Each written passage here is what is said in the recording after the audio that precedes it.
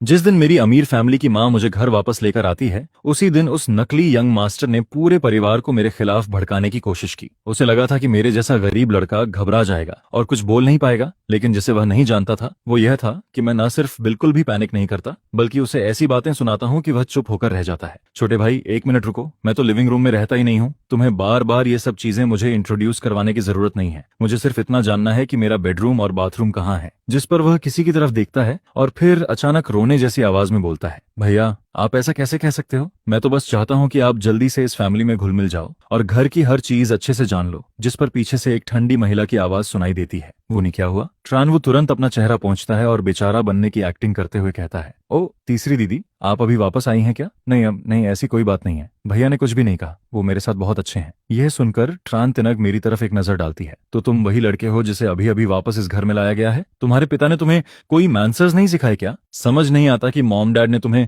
वापस क्यों अपनाया। जिस पर मैं मुस्कुराता हूँ और कहता हूँ, अगर दीदी ऐसा कह रही हैं तो फिर मैं भी वही तरीका इस्तेमाल करता हूँ जिससे ट्रान वो मेरा स्वागत कर रहा है। यह कहकर मैं सीधे ट्रांतिन का हाथ पकड़ लेता हूँ और उसे दूसरी मंजिल के पहले कमरे से इंट्रोड्यूस करवाना शुरू कर देता हूँ। जब तक बाकी लोग समझ पाते तब तक मैं उसे 5 कमरे दिखा चुका होता हूँ। जिस पर ट्रांतिन आखिरकार अपना गुस्सा नहीं रोक पाती और जोर से बोल उठती है, चुप हो जाओ, मेरा और समय बर्बाद मत करो। यह सुनकर मैं अपना हाथ मुट्ठी में बंद करता हूँ, उसे ऐसे पकड़ता हूँ जैसे कोई माइक्रोफोन हो और सीधे उसके मुंह के पास ले जाकर पूछता हूँ, मैडम अभी आपने जो कहा वो आपके दिल की बात थी ना? बाद में पछताओगी तो नहीं? जिस पर ट्रांतिन गुस्से से लाल हो जाती है और सीधे नीचे भाग जाती है। कुछ देर बाद वह मॉम डैड और दूसरी बहन को लेकर वापस ऊपर आती है। सभी के चेहरे बेहद खराब दिख रहे होते हैं। माँ गुस्से में कहती हैं, ग्यांगफाम, तुमने ऐसा क्या किया कि तिन इतनी नाराज हो गई? जिस पर मैं बिना घुमाए फिराए जवाब देता हूँ, मॉम डैड, सिर्फ बातें करने से कुछ साफ नहीं होगा। मैं दूसरी मंजिल के पूरे सीसीटीवी फुटेज निकलवाने की रिक्वेस्ट करता हूँ। यह सुनते ही ट्रान वू का चेहरा सफेद पड़ जाता है, जिस पर वह जल्दी से बोल पड़ता है, मॉम डैड गुस्सा मत होइए, भैया अभी अभी घर लौटे हैं, शायद उनकी फीलिंग्स अभी स्टेबल नहीं है। मैं हंसते हुए कहता हूँ, मजेदार बात है, मुझे तो लगता है मैं बिल्कुल स्टेबल हूँ। अगर अभी कैमरा चेक नहीं हुआ तो मैं इसी वक्त यह घर छोड़ दूंगा और फिर इंटरनेट पर पोस्ट करूंगा कि घर लौटने के पहले ही दिन मुझे बाहर निकाल दिया गया। उसके बाद नेटिजन्स खुद फैसला कर लेंगे कि सही कौन है और गलत कौन। यह सुनकर डैड तुरंत पीछे खड़े सर्वेंट्स को आदेश देते हैं, अभी के अभी कैमरा फुटेज लेकर आओ। जिस पर मैं फिर बोलता हूँ, अरे डैड, मैं तो अभी इस घर में नया हूँ, मुझे क्या पता कोई फुटेज के साथ छेड़छाड़ कर दे। क्यों ना हम सब सीधे मॉनिटरिंग रूम चलकर वहीं देख लें। मेरी बात सुनकर डैड का चेहरा और सख्त हो जाता है। ठीक है, फिर सब लोग मॉनिटरिंग रूम चलेंगे, लेकिन पहले सुन लो, अगर गलती तुम्हारी निकली तो तुम्हें इस घर के हर इंसान से माफी मांगनी होगी। मैं तुरंत सिर हिलाता हूँ, बिल्कुल कोई दिक्कत नहीं, डैड तो वाकई बहुत शानदार हैं। लेकिन दूसरी तरफ ट्रान वो डर से कांपने लगता है और तभी चलते चलते अचानक जमीन पर गिरकर बेहोश होने का नाटक कर देता है। जिस पर पीछे चल रही ट्रान तिन डरकर चिल्ला उठती है, ये क्या हुआ? आवाज सुनकर सब लोग पीछे मुड़कर देखते हैं। ट्रान तिन गुस्से से मेरी तरफ उंगली उठाती है, तुम सच में अशुभ इंसान हो। तुम्हारे आते ही हमारा वूनी, जो हमेशा से हेल्दी था, अचानक बेहोश हो गया। यह सुनकर मैं व्यंग्य भरी आवाज में कहता हूँ, वाह कितना परफेक्ट टाइमिंग है, बिल्कुल उन कमजोर विलन्स जैसा जो पैलेस ड्रामा में हमेशा बेहोश होने का नाटक करते हैं। और एकदम स्वस्थ इंसान का अचानक यूं बेहोश हो जाना भी थोड़ा अजीब नहीं लगता? ऊपर से उसकी आंखों की पुतलियां अभी भी हिल रही हैं, क्या किसी ने देखा नहीं? अगर भरोसा नहीं है तो उसकी पलकों को उठाकर देख लो। बेहोश इंसान और जागते हुए इंसान की आंखों में बहुत फर्क होता है। मेरी बात सुनकर बाकी लोगों की नजरें भी ट्रान वू पर शक से टिक जाती हैं। उधर ट्रान वू का दिल जोर जोर से धड़क रहा होता है, लेकिन फिर भी वह दांत भींचकर बेहोश होने की एक्टिंग जारी रखता है। जिस पर मैं फिर कहता हूँ, मॉम डैड कोई दिक्कत नहीं है, पहले हम कैमरा देख लेते हैं, फैमिली डॉक्टर को बुला लीजिए। वैसे भी आखिर में डॉक्टर यही कहेगा कि कुछ नहीं हुआ। हाँ, अगर फैमिली डॉक्टर पहले से खरीदा हुआ तो अलग बात है, तब शायद कोई ऐसी बीमारी बता दे जो सुनने में खतरनाक लगे, लेकिन असल में हो कुछ भी नहीं। यह सुनकर ट्रान ख्वांग नाराज होकर बोलती है, गियांगफाम, तुम अपने छोटे भाई पर शक कैसे कर सकते हो? जिसके जवाब में मैं कंधे उचकाता हूँ, क्या करूं, मैं तो उससे आज ही मिला हूँ, थोड़ा शक होना तो नॉर्मल बात है। वैसे फैमिली डॉक्टर को जल्दी बुलाओ, उसके बाद हमें कैमरा भी देखना है। हालांकि ट्रान खोंग मुझसे बेहद नफरत करती है, फिर भी वह डॉक्टर को कॉल कर देती है। यह देखकर मैं माँ का हाथ पकड़कर बाहर की तरफ खींचता हूँ और कहता हूँ, मॉम चलो ना, मुझे कैमरा रूम दिखाओ। जिस पर माँ मेरा हाथ छुड़ाकर कहती है, ग्यांगफाम छोड़ो, मुझे वूनी का ध्यान रखना है। अब मेरा धैर्य टूटने लगता है। अरे मॉम, आप कोई डॉक्टर तो है नहीं, उसे देखते रहने से क्या फायदा? कैमरा रूम कहाँ है? अगर आप मुझे नहीं ले गई तो मैं घर छोड़कर चला जाऊंगा। मेरी सख्त बात सुनकर ट्रान वू को छोड़कर बाकी पूरा परिवार मॉनिटरिंग रूम की तरफ चल पड़ता है। वहां पहुंचकर डैड भारी आवाज में कहते हैं, पिछले आधे घंटे की दूसरी मंजिल की पूरी रिकॉर्डिंग निकालो। बहुत जल्दी स्क्रीन पर ट्रान वू और मेरी तस्वीर दिखाई देने लगती है। वीडियो में साफ नजर आता है कि ट्रान वू पूरी मेहनत से मुझे एक एक कमरा दिखा रहा होता है। जिस पर ट्रान ख्वांग तुरंत ताना मारते हुए बोलती है, देख लिया ना, वूनी पूरी तरह बेगुनाह है। अब तुम्हारे पास कहने के लिए क्या बचा है? जिस पर मैं बिना देर किए तुरंत जवाब देता हूँ, अभी सच्चाई पूरी तरह सामने आई ही नहीं है, इसलिए कमेंट करने की कोई जरूरत नहीं है। उम्मीद है दीदी आप थोड़ी समझदारी दिखाओगी। इसके बाद करीब 20 मिनट और गुजर जाते हैं, लेकिन वीडियो में ट्रान वू अब भी मुझे उन्हीं बेकार कमरों के बारे में बताया जा रहा होता है। यह देखकर सबके चेहरे अजीब होने लगते हैं। फिर वीडियो में मेरी आवाज सुनाई देती है, जहां मैं उसे बीच में रोकता हूं। जिसके बाद ट्रान वो अचानक बेचारा बनने लगता है और ना जाने क्यों रोने जैसी आवाज में बात करना शुरू कर देता है। इसके तुरंत बाद ट्रान तिंग की आवाज सुनाई देती है। फिर सब लोग साफ देखते हैं कि ट्रान रमेश श्याम वो अचानक अपना चेहरा पहुंचता है और फिर मेरी तरफ से सफाई देने लगता है। यह देखकर डैड की आंखें सिकुड़ जाती हैं। आखिर उन्हें भी समझ आने लगता है कि उनका अडॉप्टेड सन उतना सीधा और मासूम नहीं है जितना वह हमेशा दिखता रहा है। और पहले की सारी रिकॉर्डिंग को देखते हुए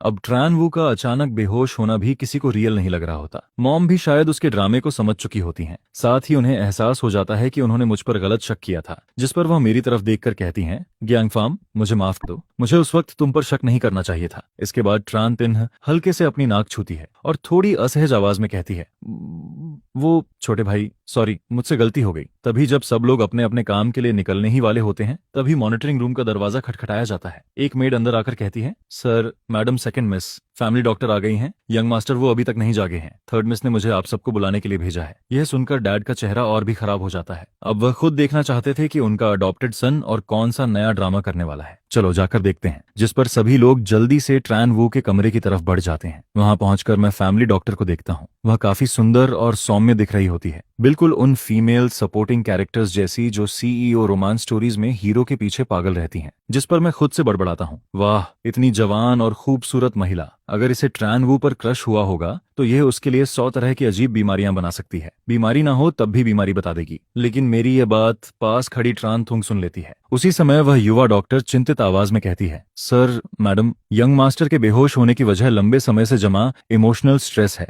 ज्यादा निराशा और मानसिक दबाव के कारण ब्रेन में ब्लड सप्लाई कम हुई, जिसकी वजह से वह बेहोश हो गए। मैं जानना चाहती हूँ कि आखिर ऐसी कौन सी बात हुई जिससे यंग मास्टर ट्रान वू के अंदर इतने नेगेटिव इमोशंस पैदा हो गए। जिस पर मैं बिल्कुल बिना छुपाए बोल देता हूँ, वही बीमारी जिसे चाहो तो बीमारी कह दो और चाहो तो कुछ भी नहीं। यह सुनकर डॉक्टर नाराज हो जाती है। तो आप वही यंग मास्टर हैं जो अभी घर वापस आए हैं? शायद आपको इस बीमारी की मेडिकल नॉलेज नहीं है, लेकिन मुझे उम्मीद है कि आप एक आउटसाइडर की तरह हमारी प्रोफेशनल एबिलिटी को जज नहीं करेंगे। जिस पर बात सोसो की शांत आवाज सुनाई देती है। मैं गहरी सांस छोड़ता हूँ, फिर कमरे में रखी सजावट से कुछ फेदर निकालता हूँ। इसके बाद मैं बात सोसो की तरफ देखकर कहता हूँ, अगर ऐसी बात है तो फिर डॉक्टर मैडम उम्मीद करता हूँ बाद में आपको पछताना ना पड़े। आज मैं खुद हुआ तुओ का रीइंकार्नेशन बनने वाला हूँ। यह कहकर मैं सीधे ट्रान वू के पास पहुंच जाता हूँ और उन फेदर से उसके नंगे पैरों को गुदगुदाना शुरू कर देता हूँ। फिर मैं उसका हाथ पकड़कर बाकी लोगों से कहता हूँ, असल में यह जाग चुका है, बस अभी भी सोने की एक्टिंग कर रहा है। वैसे भी जो इंसान सोने का नाटक कर रहा हो उसे कोई जगह नहीं सकता, लेकिन गुदगुदी रोकने के लिए इसके पूरे शरीर की मसल्स कितनी टाइट हो गई हैं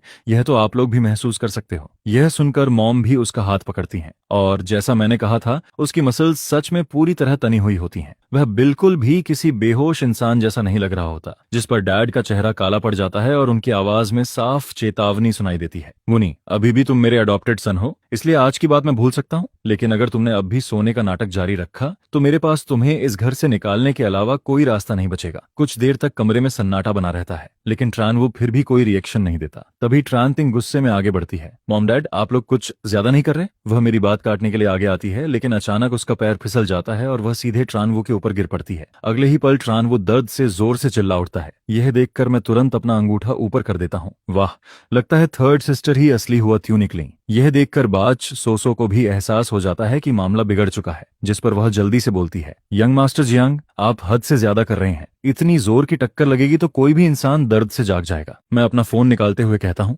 आपको समझाना सच में बहुत मुश्किल है डैड, मुझे इस डॉक्टर की मेडिकल स्किल पर शक है। मैंने अभी चेक किया है, सबसे नजदीकी ग्रेड ए हॉस्पिटल यहाँ से सिर्फ 2 किलोमीटर दूर है। क्यों ना हम ट्रान वू को वहां ले जाकर फुल बॉडी चेकअप करवा लें। मुझे नहीं लगता कि बार बार झूठ बोलने वाले लोग वहां जाकर भी अपना ड्रामा जारी रख पाएंगे। यह सुनते ही ट्रान वू के दिल की धड़कन तेज हो जाती है, क्योंकि रेगुलर हॉस्पिटल में जाने का मतलब था कि उसकी सारी पोल खुल सकती है। जिस पर वह तुरंत अपनी आंखें खोल देता है। उसकी आंखों में आंसू भर आते हैं। मॉम डैड शायद मैं कल रात ठीक से सोया नहीं था, इसलिए बेहोश हो गया। वैसे अभी क्या हुआ और मेरा पेट इतना दर्द क्यों कर रहा है? यह सुनकर मॉम शांत लेकिन सख्त आवाज में कहती हैं, ग्यांगफा सही कह रहा है, वुनी, हम तुम्हें हॉस्पिटल लेकर जाएंगे। बेहोश होना कोई छोटी बात नहीं होती। मॉम की आवाज नरम जरूर होती है, लेकिन उसमें इनकार की कोई गुंजाइश नहीं होती, जिस पर ट्रान वू फिर फैमिली की चिंता करने का नाटक करता है। नहीं मॉम, मैं बिल्कुल ठीक हूँ, आपको परेशान होने की जरूरत नहीं है। लेकिन तभी मैं अपना फोन हिलाते हुए मुस्कुराता हूँ। वैसे मैंने अभी थोड़ी देर पहले ही एक 120 पर कॉल कर दिया था। टॉप हॉस्पिटल की एम्बुलेंस काफी देर पहले पहुंच चुकी होगी। चलो अब निकलते हैं। यह सुनते ही कुछ ताकतवर मेड्स आगे बढ़ती हैं और ट्रान वू को उठाकर ले जाने लगती हैं, जिस पर ट्रान वू डर के मारे बुरी तरह छटपटाने लगता है और यह देखकर डैड की आंखें और भी ठंडी हो जाती हैं। डैड एक गहरी नजर से बाज सोसो को देखते हैं, जो इस वक्त साफ तौर पर घबराई हुई दिख रही होती है, जिसके बाद वह बिना कुछ कहे नीचे चले जाते हैं। उधर मेरे पास भी कोई खास काम नहीं होता, इसलिए मैं अपने फॉस्टर फादर के घर एक चक्कर लगाकर अपना कुछ सामान लेने चला जाता हूँ। जब मैं वापस लौटता हूँ और पहली मंजिल के दरवाजे से अंदर कदम रखता हूँ, तभी मुझे अंदर से किसी के रोने की आवाज सुनाई देती है।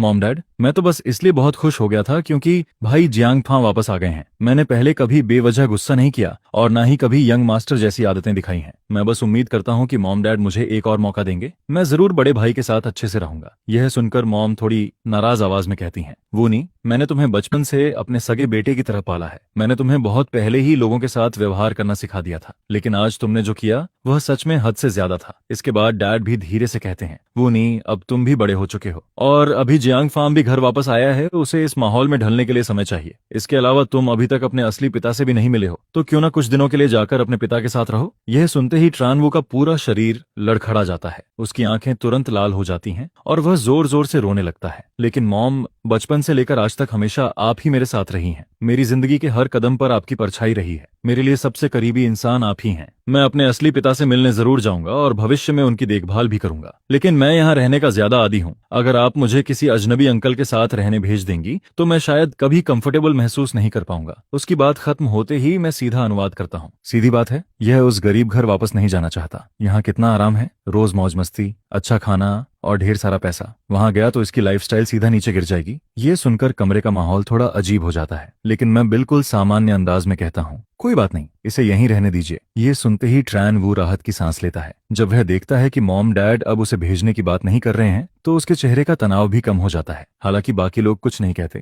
लेकिन अब वे भी धीरे धीरे समझदार होने लगे थे। उनके मन में ट्रान वू की सालों से बनाई गई अच्छी इमेज में दरार पड़ना शुरू हो चुकी थी। इसके बाद मैं अपने कमरे में वापस लौट जाता हूँ। मैं अपना नाइट सूट निकालता हूँ और फिर टैबलेट खोलकर वही ब्लडी ड्रामा देखने लगता हूँ जिसे मैं इन दिनों लगातार देख रहा था। लेकिन ज्यादा समय नहीं गुजरता कि दरवाजे पर लगातार नॉक होने लगती है। दरवाजा खोलने पर सामने तान तिन और तान ख्वांग खड़ी दिखाई देती हैं। स्पष्ट था कि दोनों मेरे साथ रिश्ता सुधारना चाहती थीं। छोटे भाई, क्या कर रहे हो? मूवी देख रहे हो क्या? वैसे तीसरी मंजिल पर हमारे घर में एक बड़ा होम थिएटर भी है, अगर चाहो तो हम सब मिलकर वहां देख सकते हैं। यह सुनकर मैं सिर हिला देता हूँ। फिर कुछ स्नैक्स उठाता हूँ और हम तीनों जल्दी से थिएटर रूम की तरफ चले जाते हैं।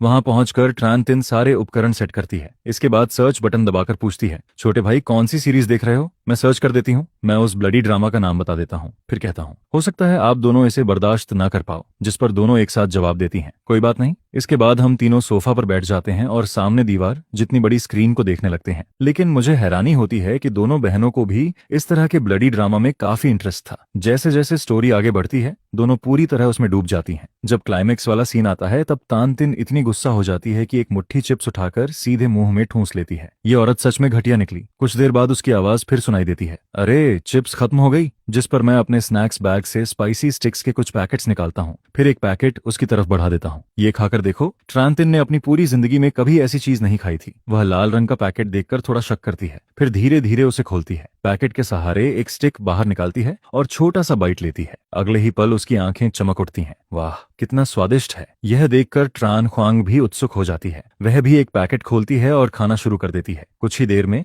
दोनों बहनों के मुंह और हाथ तेल से भर जाते हैं और वे खाते खाते सीरीज भी देखती रहती हैं। उसी समय थिएटर रूम का दरवाजा खुलता है। ट्रान वो अंदर आता है और बनावटी मुस्कान के साथ कहता है, सेकंड सिस्टर, थर्ड सिस्टर, आप लोग क्या देख रही हो? जिस पर ट्रान ख्वांग जवाब देती है, एक वेब ड्रामा देख रहे हैं। यह सुनकर ट्रान वू मुस्कुराता है। ऐसी चीजें तो पूरी तरह बेकार होती हैं। सच में आप दोनों को बहुत तकलीफ हो रही होगी। आप लोग सिर्फ भाईजान फार्म का साथ देने के लिए ये सब देख रही हैं ना, सैटिरिकली है ना? अगर आप बिजी हैं तो चली जाइए, मैं यहीं रुककर भाई का साथ दे देता हूँ। उसकी बात पूरी भी नहीं होती कि ट्रान तिन झुंझलाकर बोल पड़ती है, अरे बस भी करो, अभी अभी वाला डायलॉग मैं ठीक से सुन भी नहीं पाई। वह इस वक्त सबसे रोमांचक सीन देख रही होती है और बीच में रुकावट आने से बेहद परेशान हो जाती है। कृपया बाहर जाओ और दरवाजा बंद कर दो। बाहर की लाइट स्क्रीन पर पड़ रही है। मैं भी सिर घुमाकर उसकी तरफ देखना तक जरूरी नहीं समझता। यह देखकर ट्रान तिन और जल्दी से कहती है, मुनी जल्दी बाहर जाओ ना, सच में बहुत चुभ रही है वो रोशनी। ट्रान वो यह देखकर हैरान रह जाता है कि दोनों बहनें उसकी तरफ देख तक नहीं रही थीं। उनकी नजरें सिर्फ स्क्रीन पर टिकी हुई थीं, जिस पर वह जलन भरी नजर से मुझे घूरता है। फिर नाराज होकर थिएटर रूम से बाहर निकल जाता है और जोर से दरवाजा बंद कर देता है। इसके बाद हम लोग लगातार कई घंटों तक वह ब्लडी ड्रामा देखते रहते हैं। सीरीज खत्म होते होते तान तिन और तान ख्वांग दोनों का खून खौल रहा होता है। वे स्टोरी में इतना डूब चुकी थीं कि उनके चेहरे पर एक्साइटमेंट साफ दिखाई दे रही होती है। तभी दरवाजे पर फिर नॉक होती है। एक मेड बाहर से कहती है, second miss, third miss, fifth young master, dinner का समय हो गया है। मास्टर और मैडम ने आप सबको नीचे बुलाया है। यह सुनते ही तान तिन उत्साह से उछल पड़ती है। चलो चलो नीचे चलते हैं, खाना खाकर वापस आएंगे और आगे देखेंगे। इस वक्त वह इतनी एक्साइटेड होती है कि उसे लगता है आज वह लगातार 20 एपिसोड्स और खत्म कर सकती है। इसके बाद हम तीनों नीचे डाइनिंग हॉल में पहुंचते हैं, लेकिन आज डाइनिंग टेबल पर एक अतिरिक्त सीट लगी होती है। उस सीट पर एक महिला बैठी होती है। उसके चेहरे पर सख्ती और पूरे शरीर से एक ऊंचे दर्जे का ऑरा निकल रहा होता है, जिस पर ट्रान तिन्ह हैरानी से कहती है, बिग सिस्टर आप वापस आ गई। इसके बाद ट्रान ख्वांग मेरी तरफ देखकर बताती है, ये हमारी बड़ी बहन है, इनका नाम ट्रान हुआंग है। फिर वह दोनों का परिचय करवाती है। बिग सिस्टर ये हमारे असली छोटे भाई हैं, गियांग फार्म। और इसी के साथ पहली बार ट्रान हुआंग की नजरें मेरे ऊपर टिकती हैं। मैं सिर उठाकर देखता हूं तो ट्रान हुआंग ठंडी नजरों से उस लड़के की तरफ देखती है, लेकिन कोई और रिएक्शन नहीं देती है। जिस पर वह मेरी तरफ देखने के बजाय पूछती है, त्याओ कहाँ है? खाने का टाइम हो गया है, लेकिन अभी तक नीचे क्यों नहीं आया? यह सुनते ही ट्रान ख्वांग के चेहरे की मुस्कान एक पल में जम जाती है। उसे बिल्कुल उम्मीद नहीं थी कि बड़ी बहन न सिर्फ उसे इग्नोर करेगी, बल्कि एक जवाब देना भी जरूरी नहीं समझेगी। जिस पर पिता भी अपनी बड़ी बेटी की तरफ देखते हैं। उनके होंठ हल्के से सिकुड़ जाते हैं, जिससे साफ पता चलता है कि वह भी थोड़ा नाराज फील कर रहे हैं। माँ माहौल में आए बदलाव को तुरंत नोटिस कर लेती हैं, जिस पर वह पूछती हैं, लुक थ्यू गया, अभी तक नीचे क्यों नहीं आया? यह सुनकर नौकरानी के चेहरे पर परेशानी साफ दिखाई देने लगती है। वह झिझकते हुए मेरी तरफ देखती है, जैसे कुछ कहना चाहती हो लेकिन कह नहीं पा रही हो। कुछ देर बाद वह हिम्मत जुटाकर बोलने ही वाली होती है, जिस पर मैं सीधे उसकी बात बीच में काट देता हूँ। मुझे अच्छी तरह पता था कि वह क्या कहने वाली है। वह यही कहती कि लुक थ्यू गया का मूड खराब है, उसका खाने का मन नहीं है, और यह बोलते वक्त ऐसा चेहरा बनाती जैसे उसे बहुत दुख हो रहा हो। जिसके बाद यहाँ मौजूद सभी लोग यही सोचने लगते कि आखिर छोटा भाई इतना दुखी क्यों है। फिर बात घूम फिर कर मेरे ऊपर ही आती कि आज मेरे वापस आने की वजह से उसका मूड खराब हुआ है और सारी गलती मेरी ही है। जिस पर नौकरानी तुरंत ट्रान वो की तरफदारी करने लगती है। नहीं ऐसा नहीं है। लेकिन पिता उसे बेपरवाह नजरों से देखते हुए कहते हैं, उसे खाना है तो खाए, नहीं खाना तो मत खाए। यह सुनते ही ट्रान हुआंग के चेहरे का शांत भाव गायब हो जाता है। वह तुरंत अपनी कुर्सी से खड़ी हो जाती है। पापा आप क्या कह रहे हैं? आप उसके साथ ऐसा कैसे कर सकते हैं? जिस पर ट्रान हुआंग मेरी तरफ देखकर आधी मुस्कान के साथ ताना मारती है। तुम्हारे पास तो काफी तरीके हैं। मैं बिना झिझके जवाब देता हूँ, अच्छा तो जरा डिटेल में बताइए। जिस पर वह ठंडी हंसी हंसते हुए कहती है, तुम्हारे वापस आते ही वुनी हमारे घर में खाना खाने तक की हिम्मत नहीं कर पा रहा है। हालांकि मैं अभी अभी वापस आई हूँ और मुझे नहीं पता यहाँ क्या हुआ है, लेकिन तुमने माँ पापा और दूसरे भाई बहनों को अपनी तरफ कर लिया, फिर भी कहते हो कि तुम्हारे मन में कोई चाल नहीं है। यह सुनकर मैं तुरंत पलटकर जवाब देता हूँ, पहली बात मैं इस घर का बच्चा हूँ, सही है ना? मैं वापस आया हूँ और मुझे माँ पापा और भाई बहनों का प्यार मिलता है। यह सिर्फ साबित करता है कि मेरा परिवार मेरे साथ अच्छा व्यवहार करता है। इसमें मेरी चालाकी कहाँ से आ गई? क्या मैं अपने परिवार का प्यार पाने के लायक नहीं हूँ? दूसरी बात, एक सक्सेसर कैंडिडेट होकर भी आप सही गलत जाने बिना फैसला सुना देती हैं। अगर आपके कॉम्पिटिटर्स को यह बात पता चल गई तो वह आपको आसानी से बर्बाद कर देंगे। और आखिरी बात, आपका और उसका कोई ब्लड रिलेशन नहीं है। आप उसकी इतनी प्रोटेक्शन कर रही हैं कि मुझे आपके रिश्ते पर ही शक होने लगता है। क्या आप अडॉप्टेड सन और हेयर के बीच कोई शॉकिंग लव स्टोरी बनाना चाहती हैं? मेरी बात सुनते ही ट्रान हुआंग का चेहरा गुस्से से लाल पड़ जाता है। पापा देखिए ना, ये कैसी बातें कर रहा है। लेकिन तभी माँ अचानक बोल पड़ती हैं, पतिदेव हमारी बेटी को अभी और ट्रेनिंग की जरूरत है, क्यों ना इसे कुछ समय के लिए विदेश वाले प्रोजेक्ट पर भेज दिया जाए। जिस पर पिता तुरंत माँ का मतलब समझ जाते हैं और सिर हिलाकर सहमति दे देते हैं। सही कह रही हो, इसे वाकई और एक्सपीरियंस की जरूरत है। यह सुनकर ट्रान हुआंग पूरी तरह हैरान रह जाती है। उसे विश्वास ही नहीं होता कि उसके माता पिता नए लौटे बेटे की वजह से उस पर इतना गुस्सा हो जाएंगे। जिस पर वह तुरंत अपना लहजा बदल देती है, सॉरी छोटे भाई, बिना पूरी बात जाने मुझे तुम्हें डांटना नहीं चाहिए था। माँ पापा मैं अभी अभी बिजनेस ट्रिप से वापस आई हूँ और वह ओवरसीज प्रोजेक्ट कम से कम 3 साल तक चलेगा। मैं आप दोनों के साथ रहना चाहती हूँ, इतनी देर तक दूर नहीं रहना चाहती। लेकिन माँ इस बार असामान्य रूप से सख्त दिखाई देती हैं। वह उसका हाथ पकड़कर कहती हैं, हुआंग माँ की बात मान लो, मैं सिर्फ तुम्हें बेहतर बनाना चाहती हूँ और अगर तुम्हें हमारी याद आएगी तो हम अक्सर विदेश आकर तुमसे मिलेंगे। जिस पर त्रांतिन माहौल को हल्का करने की कोशिश करती है, चलो अब खाना खाते हैं। अगर बड़ी बहन ने सच में वह प्रोजेक्ट ले लिया तो आगे हम सबका उससे मिलना काफी कम हो जाएगा। लेकिन ट्रान हुआंग अभी भी हार मानने को तैयार नहीं होती। वह कहती है, मुनी यहाँ नहीं है, फिर इसे पूरा परिवार कैसे कह सकते हैं? यह सुनते ही पिता जोर से मेज पर हाथ मारते हैं। वह गुस्से में उंगली दिखाते हुए कहते हैं, बहुत हो गया, क्या तू मुझे गुस्से से मारकर ही मानेगी? जिस पर ट्रान होआंग भी भड़क जाती है, तो फिर मैं भी खाना नहीं खाऊंगी। इतना कहकर वह जल्दी से ऊपर की तरफ चली जाती है। इसके बाद ट्रान तिन को लगता है कि बड़ी बहन के व्यवहार की वजह से शायद मैं दुखी हो गया हूँ, जिस पर वह मेरे पास बैठ जाती है और मुस्कुराकर कहती है, गियांगफा, अभी जो तुमने कहा कि बड़ी बहन वूनी को पसंद करती है, वह थोड़ा ज्यादा ड्रामेटिक नहीं था? क्या तुमने बहुत ज्यादा ड्रामा सीरीज देख ली है? जिस पर मैं उसी टॉपिक को आगे बढ़ाते हुए कहता हूँ, ड्रामेटिक तो है, लेकिन अगर ये कहानी उसी डायरेक्शन में आगे बढ़ती रही तो अभी हम सब नीचे खाना खा रहे हैं, ऊपर कोई और फैमिली मेंबर भी नहीं है। बड़ी बहन आराम से छोटे भाई को कंफर्ट कर सकती है, और किसी को सांत्वना देते वक्त गले लगना तो नॉर्मल है, फिर शायद गलती से एक किस भी हो जाए, कौन जानता है। मेरी बात सुनते ही माँ पापा के चेहरे बदल जाते हैं, जिस पर दोनों तुरंत दूसरी मंजिल की तरफ भागते हैं। मैं, दूसरी बहन और तीसरी बहन भी उनके पीछे ऊपर जाने लगते हैं। तभी ऊपर से अचानक एक जोरदार थप्पड़ की आवाज सुनाई देती है, और उसके तुरंत बाद पिता की सख्त आवाज गूंजती है, माँ पापा, पहले मेरी बात सुनिए। यह सुनकर ट्रान तिन के चेहरे पर अजीब सा भाव आ जाता है। अरे यार, कहीं यह सच तो नहीं है? जब हम सभी ट्रानवू के कमरे में पहुंचते हैं तो वहां का नजारा देखकर सब चौंक जाते हैं। ट्रान होआंग ट्रानवू के सामने खड़ी होकर उसे प्रोटेक्ट कर रही होती है। उसके चेहरे का एक्सप्रेशन ऐसा होता है जैसे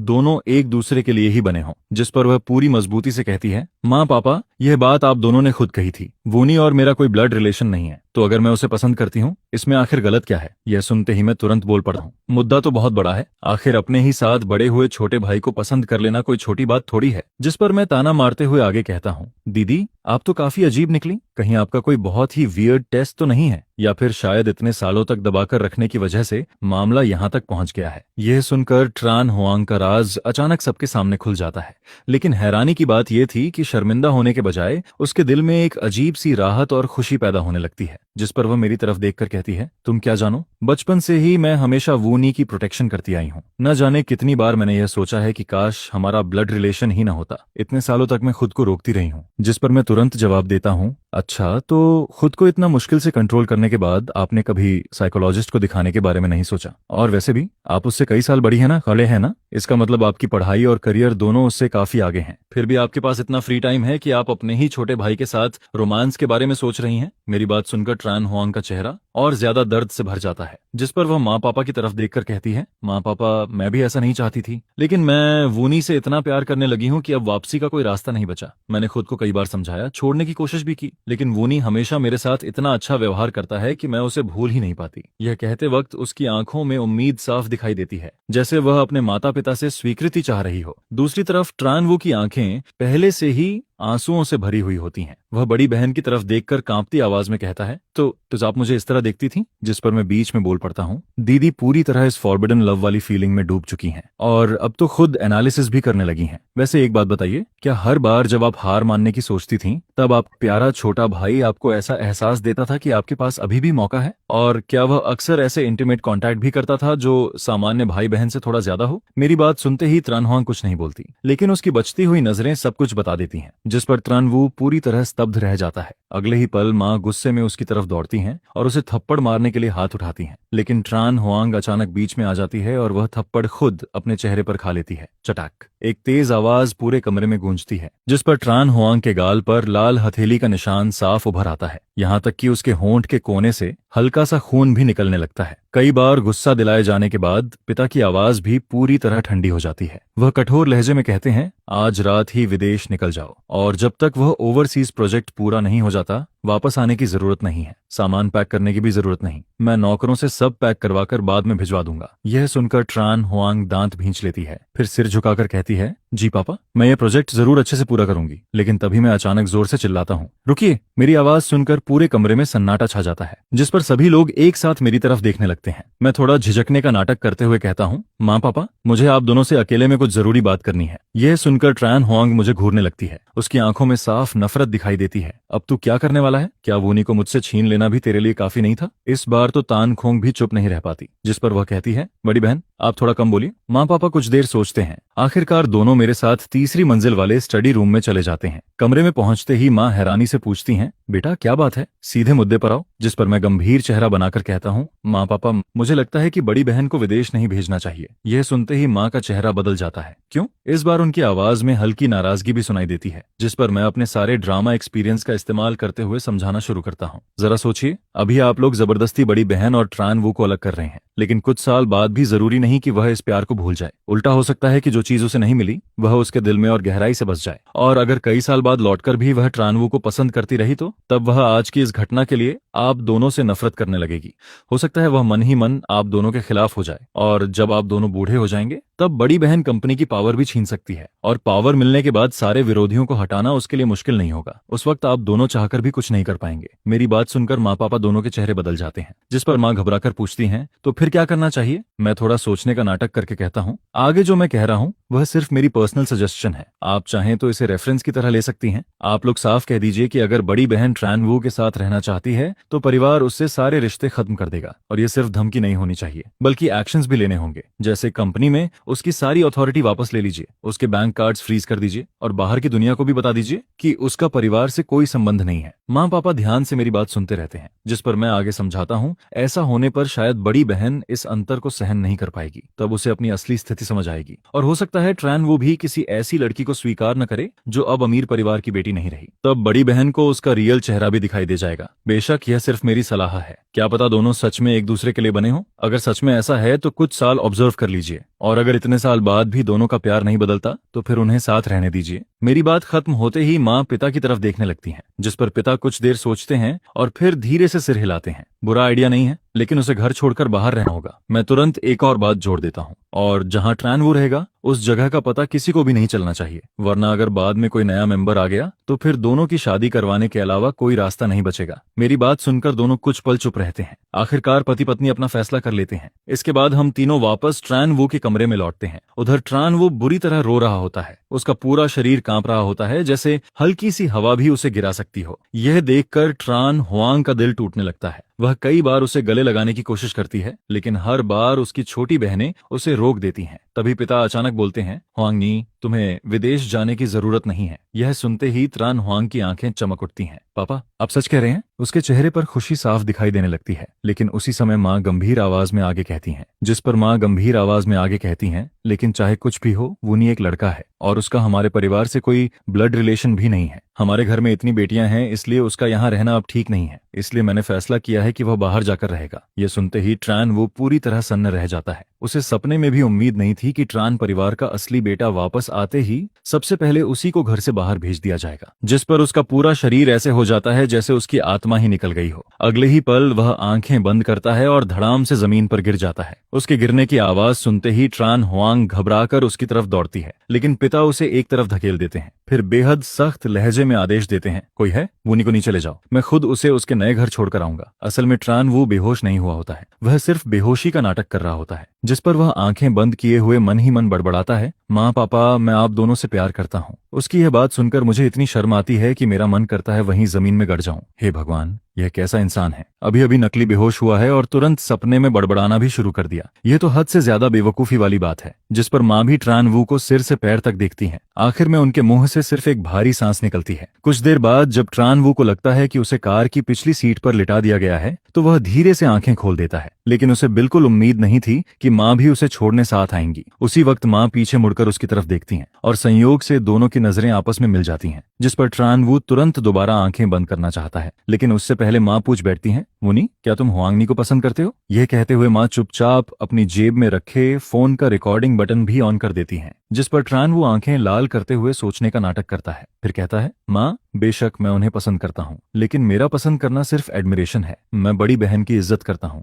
ये वैसा प्यार है जैसा फैमिली मेंबर्स के बीच होता है। मेरे मन में उनके लिए कोई रोमांटिक फीलिंग नहीं है। यह सुनकर माँ जैसे राहत की सांस लेती हैं। फिर वह पूछती हैं, तो दूसरी बहन और तीसरी बहन के लिए भी तुम्हारी फीलिंग यही है? ट्रान वो को लगता है कि उसने सही जवाब पकड़ लिया है। जिस पर वह जल्दी से सिर हिलाकर कहता है, जी माँ, मेरी तीनों बहनें मुझे बहुत पसंद हैं। उनमें कोई पहले या बाद में नहीं है। तीनों बराबर हैं और पहले नंबर पर हमेशा आप और पापा हैं। उसकी बात सुनकर माँ का दिल थोड़ा भर आता है। फिर वह धीरे से कहती हैं, वूनी, माँ भी तुमसे प्यार करती है, लेकिन तुमने अपनी बड़ी बहन का व्यवहार भी देख लिया है, इसलिए तुम्हारा बाहर रहना जरूरी है। तुम चिंता मत करो, जब तक तुम कोई गलत काम नहीं करते और जियांग फा के साथ अच्छे से रहते हो तब तक तुम हमारे परिवार के लूक थिया गिया ही रहोगे। माँ की बात सुनकर ट्रान वो आखिर राहत की सांस लेता है, साथ ही मन सोचने लगता है कि भविष्य में वह कैसे मुझे परिवार से निकलवाएगा, कैसे मुझे सबकी नजरों में गिराएगा। लेकिन वह बिल्कुल नोटिस नहीं कर पाता कि माँ पूरे समय उसके चेहरे के भाव देख रही होती हैं, जिस पर माँ के दिल में गहरी निराशा पैदा होने लगती है। उन्होंने जो कार्ड उसे देने का सोचा था, अब वह फैसला भी बदल देती हैं। करीब 1 घंटे से ज्यादा सफर के बाद कार एक लग्जरी अपार्टमेंट कॉम्प्लेक्स के सामने रुकती है, लेकिन जैसे ही ट्रान वो देखता है कि यह कोई विला नहीं बल्कि अपार्टमेंट है, उसका चेहरा तुरंत उतर जाता है। उसी समय एक महिला मैनेजर आगे बढ़कर कार का दरवाजा खोलती है। नमस्ते मैडम। नमस्ते लुक थ्यू गया, मैं उस फ्लोर की मैनेजर हूँ जहाँ आप रहेंगे। मेरा सरनेम हाँ है, अगर कभी कोई जरूरत हो तो आप सीधे मुझे कॉल कर सकते हैं, ये मेरा बिजनेस कार्ड है। लेकिन ट्रान वू वह कार्ड लेने के बजाय सीधे माँ से लिपट जाता है और जोर जोर से रोने लगता है। माँ, मैं अकेला नहीं रहना चाहता, मुझे आप सबकी बहुत याद आएगी। जिस पर मैनेजर हाँ मुस्कुराते हुए कहती हैं, लुक थ्यूजिया, हमारा यह एरिया बहुत सुरक्षित है, अगर आपको अकेलापन महसूस हो तो आप अपने नेबर्स से दोस्ती कर सकते हैं। आपके आसपास लगभग सभी युवा पुरुष रहते हैं, उनमें कई आपकी उम्र के भी हैं, मुझे यकीन है कि आपकी उनसे अच्छी बनेगी। यह सुनकर माँ धीरे धीरे उसकी पीठ थपथपाती हैं, फिर उसे अपने से अलग कर देती हैं। साथ ही मैनेजर हा को आंखों से इशारा करती हैं, जिस पर मैनेजर हा तुरंत ट्रान वू को एक तरफ ले जाती हैं और इसी मौके का फायदा उठाकर माँ वापस कार में बैठ जाती हैं। दरवाजा लॉक करते हुए वह कहती हैं, बेटा अब तुम बड़े हो गए हो, तुम्हें इंडिपेंडेंट होना भी सीखना चाहिए, माँ को अभी कुछ जरूरी काम है। इतना कहकर वह ट्रान वू को प्रतिक्रिया देने का मौका तक नहीं देती, जिस पर ड्राइवर भी तुरंत कार स्टार्ट कर देता है। कार को दूर जाते देख ट्रान वू की आंखों में गुस्सा भर जाता है, वह मुट्ठियां भींचकर कार को घूरता रहता है। उधर मैनेजर हा अभी भी वही रहस्यमयी मुस्कान बनाए रखती हैं, फिर कहती हैं, सेकंड यंग मास्टर, आइए मैं आपको आपका कमरा दिखाती हूँ। जिस पर ट्रान वो नाराज होकर कहता है, ठीक है। लेकिन मैनेजर हा के चेहरे की मुस्कान जरा भी नहीं बदलती। दूसरी तरफ माँ जब घर वापस पहुंचती हैं, तब उन्हें हल्का चक्कर सा महसूस होने लगता है। अगर ट्रान वू और बड़ी बेटी ने उन्हें इतना गुस्सा न दिलाया होता तो शायद वह खाना छोड़े बिना नहीं रहती। जिस पर पहली बार माँ के दिल में थोड़ी उदासी पैदा होती है। तभी एक नौकरानी आगे आकर कहती है, madam, second miss, third miss और यंग मास्टर आपका इंतजार कर रहे हैं, वे आपके साथ खाना खाना चाहते हैं। यह सुनते ही माँ कुछ पल के लिए स्तब्ध रह जाती हैं। जो दिल पूरे दिन ठंडा पड़ा था उसमें अचानक गर्माहट लौटने लगती है। आखिर पहले परिवार में ऐसा माहौल कहाँ था, जिस पर उनके मन में सिर्फ एक ही जवाब आता है, शायद इस घर में कुछ सचमुच बदल रहा है। इसके बाद वह तेजी से डाइनिंग रूम की तरफ बढ़ जाती हैं। उधर लिविंग रूम में हम तीनों बड़े मजे से अभी अभी देखे गए फॉरबिडन लव ड्रामा के बारे में बातें कर रहे होते हैं। असल में हम माँ का इंतजार नहीं कर रहे होते, बल्कि पापा गुस्से में वापस कंपनी चले गए थे। बड़ी बहन भी पता नहीं कहाँ चली गई थी और हम लोग ड्रामा देखने में इतने बिजी थे कि टाइम का पता ही नहीं चला। एक एपिसोड खत्म होने के बाद ही हम वापस बाहर आए थे। तभी तान तिन माँ को देखकर थोड़ा घबरा जाती है। माँ, आप वापस आ गईं? जिस पर माँ बेहद नरम मुस्कान के साथ कहती हैं, बहुत देर से इंतजार कर रहे थे ना, चलो खाना लगाओ। यह सुनकर ट्रान तिन्ह हैरान हो जाती है। इंतजार? कौन सा इंतजार? हम तो अभी। वह आगे कुछ कह पाती उससे पहले मैं उसका मुंह बंद कर देता हूँ। फिर मुस्कुराते हुए कहता हूँ, मेरी प्यारी बहन, यह बात नहीं बोलनी है, वरना कहीं माँ को पता चल गया कि हम उनका इंतजार नहीं कर रहे थे तो फिर बेवजह नई खबर बन जाएगी। जिस पर ट्रान तिन तुरंत समझ जाती है और चुप हो जाती है। इसके बाद हम चारों साथ बैठकर खाना खाते हैं और खाना खत्म होने के बाद पूरा परिवार साथ में बाहर टहलने निकल जाता है। जैसे ही मैं वापस पहुंचता हूं तभी ट्रान हुआंग बाहर खाने का सामान ढूंढने निकलता हुआ दिखता है। जिस पर मैं ताना मारते हुए कहता हूं, अरे ये तो वही प्योर लव वॉर गॉड है ना, मैंने सुना है कि मुझे यहाँ रुकने देने के लिए तुमने ही मॉम डैड को समझाया था, लेकिन ऐसा मत सोचना कि मैं तुम्हें अपना छोटा भाई मान लूंगा, मेरा भाई तो सिर्फ ट्रान वू ही है। जिस पर वह तुरंत पलटकर जवाब देता है, तो फिर मैं भी तुम्हारा भाई बनना नहीं चाहता। यह सुनकर मॉम अब और बर्दाश्त नहीं कर पाती और उसी रात अपनी बड़ी बेटी के लिए साइकोलॉजिस्ट बुलाने का सोचने लगती हैं। वहीं ट्रान ख्वांग और ट्रान तिन घबराकर पीछे हटती हैं और जल्दी से उसे समझाने लगती हैं, छोटे भाई ध्यान से सुनना, हम बड़ी बहन जैसे नहीं हैं, हम इतने भी वियर्ड नहीं हैं। जिस पर ट्रान हुआंग के पास पहली मंजिल पर रुकने की भी हिम्मत नहीं बचती और वह खाना उठाकर सीधे दूसरी मंजिल पर अपने कमरे की तरफ भाग जाता है। इसके बाद मॉम मेरी तरफ देखकर कहती हैं, फार्म मुझे एक पार्टी में जाना है, मैं चाहती हूँ कि तुम मेरे कुछ दोस्तों से मिलो। जिस पर मैं आराम से जवाब देता हूँ, ठीक है तो फिर चलते हैं। अगली सुबह जल्दी ही एक मेड मेरे कमरे का दरवाजा खटखटाती है। जिसके बाद खाने की टेबल पर मॉम बड़े प्यार से पूछती हैं, फार्म कल रात अच्छी नींद आई थी ना? जिस पर मैं मुस्कुराकर कहता हूँ, जी काफी अच्छी थी, यहाँ का बिस्तर बहुत कंफर्टेबल है। ये सुनकर मॉम आगे कहती हैं, थोड़ी देर में कोई तुम्हारे लिए कुछ कपड़े लेकर आएगा, उनमें से जो पसंद आए वह चुन लेना। मैं सिर हिलाकर हामी भर देता हूँ, लेकिन मन ही मन सोचता हूँ, यार अमीर लोगों की जिंदगी सच में अलग ही होती है। फिर मॉम कहती हैं, तुम्हारे लिए बैंक कार्ड भी बन गया है, हर महीने उसमें 5 लाख युआन ट्रांसफर किए जाएंगे, थोड़ी देर में कोई वह कार्ड भी लेकर आ जाएगा। जिस पर बाहर से तो मैं शांत बना रहता हूँ, लेकिन अंदर ही अंदर हजार बार खुशी से चिल्ला रहा होता हूँ। फिल्मों में तो करोड़ों देखकर भी कुछ खास नहीं लगता, लेकिन असल जिंदगी में 5 लाख युआन मेरे लिए किसी जैकपॉट से कम नहीं है। खाना खत्म होते ही मेकअप आर्टिस्ट जल्दी से मेरे पास पहुंचता है और मुझे अच्छे से तैयार करने लगता है, जिसके बाद मैं एक शानदार आउटफिट पहनता हूं और पूरा लुक ही बदल जाता है। यह देखकर मॉम खुद को रोक नहीं पाती और तारीफ करते हुए कहती हैं, सच में बिल्कुल ओल्ड चेन की तरह दिखता है, कमाल है। इसके बाद ज्यादा देर नहीं लगती और पार्टी में जाने का समय आ जाता है। जैसे ही हम टी गार्डन पहुंचते हैं, वहां पहले से ही 3 अमीर महिलाएं दरवाजे पर खड़ी हमारा इंतजार करती दिखती हैं, जिस पर मॉम मुस्कुराते हुए उनका अभिवादन करती हैं और कहती हैं, वैसे मैं आप सबको इंट्रोड्यूस करवा दूं,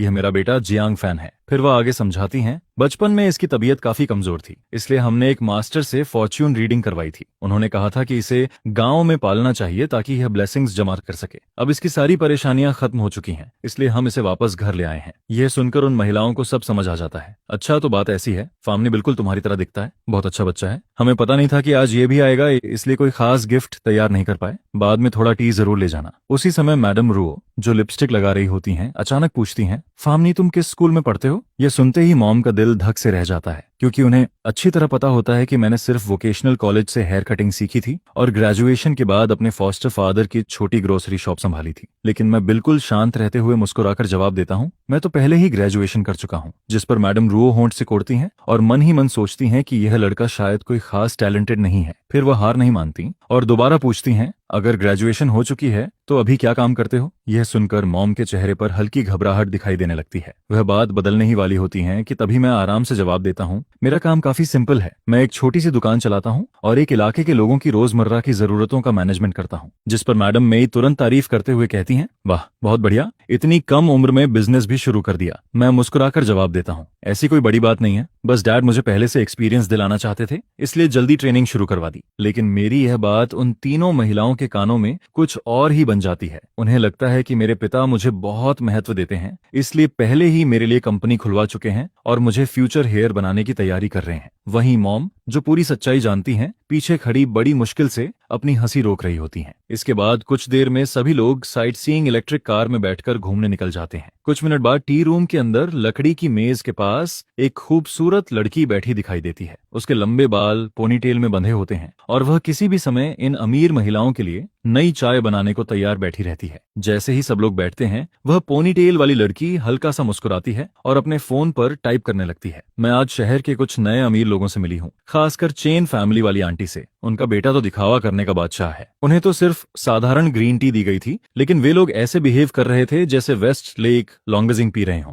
उनका टी पीने का तरीका देखकर तो मुझे हंसी ही आ रही है। उधर जियांग फैन को प्यास लगती है और वह एक के बाद एक कई कप चाय पीता जाता है, लेकिन तभी उसे अचानक एक अजीब सा एहसास होने लगता है, जिस पर वह मॉम से कहता है, मैं थोड़ी देर के लिए वॉशरूम होकर आता हूँ। इसके बाद वह उस खूबसूरत लड़की के पास जाकर पूछता है, हेलो, वॉशरूम किधर है? लड़की चारों तरफ नजर घुमाती है और कहती है, पहली बार आने वालों को ढूंढने में दिक्कत हो सकती है, चाहो तो मैं आपको वहां तक ले चलती हूँ। जिस पर मैं जल्दी से उसके पीछे चल देता हूँ और सीधा वॉशरूम में घुस जाता हूँ। जब मैं अंदर अपनी परेशानी खत्म कर रहा होता हूँ, तब वह पोनीटेल वाली लड़की फिर से अपने फोन पर टाइप करने लगती है, भैया, चैन फैमिली का जो नया बेटा वापस आया है ना, वो तो बिल्कुल मैनर्स नहीं जानता। मैंने उसकी मदद की, लेकिन उसने मुझे थैंक यू तक नहीं कहा। कुछ देर बाद मैं बाहर निकलता हूँ और मुस्कुराकर कहता हूँ, थैंक यू ब्यूटीफुल लेडी। जिस पर पोनीटेल वाली लड़की जवाब देती है, कोई बात नहीं, ये तो मेरा काम है। फिर वह अचानक पूछती है, वैसे आपने कहा था कि अच्छी टी पीकर उसका टेस्ट समझ में आ जाता है, तो आपको अभी वाली टी कैसी लगी? मैं बिना झिझके जवाब देता हूँ, सच कहूं तो मुझे वह कुछ खास नहीं लगी, लेकिन मॉम वहां बैठी थी, इसलिए उनकी इज्जत रखने के लिए मुझे अच्छा होने का नाटक करना पड़ा। यह सुनकर पोनीटेल वाली लड़की बिलियन हैरान रह जाती है, जिस पर वह दोबारा पूछती है, तो फिर आपके हिसाब से कौन सी टी सच में अच्छी होती है? और यह सुनते ही मैं बिना एक पल सोचे तुरंत जवाब देता हूँ, ज्यादातर मिल्क टी की वैरायटीज मुझे पसंद है। यह सुनते ही ब्यूइली आन